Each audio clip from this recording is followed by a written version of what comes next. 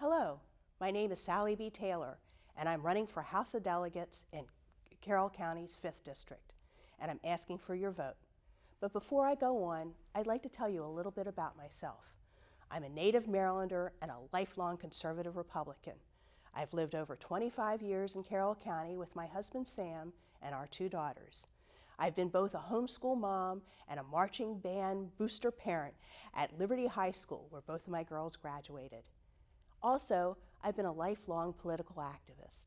For 18 years, I had the honor of working for the Constitution-carrying Congressman Roscoe Bartlett in various senior staff positions. During the 2020 and 2021 legislative sessions, I served as Chief of Staff to Delegate Dan Cox.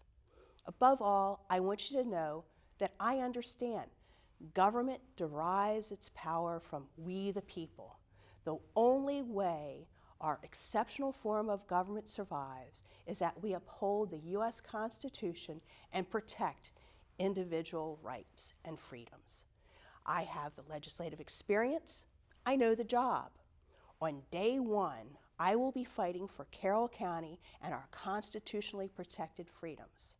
We can never again allow our government to order our churches closed, choose who is an essential worker, decide which businesses can be open, or to set up snitch lines to report our neighbors, or allow government officials to determine which course of medical treatment can be given. We should never lock down the healthy. Instead, we should have rallied our resources to take care of the sick. We will be suffering the consequences of these disastrous decisions for years to come as businesses try to recoup their losses and children try to catch up with months of missed education. Thankfully, many people worked and successfully schooled from home and found a wholly new paradigm for everyday life.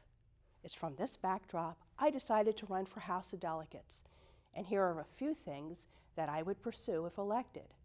Demand audits of all of our state agencies. I know that there is a system in place, but I don't believe that it's as robust as it should be. I would start with how the federal COVID relief money was spent. The state of Maryland went from a projected $2.8 billion deficit in 2020 to a $7 billion surplus in 2022. That's a lot of money being pumped into the bureaucracy and spent in a short period of time. The people of Carroll County deserve to know that their hard-earned tax money is not wasted.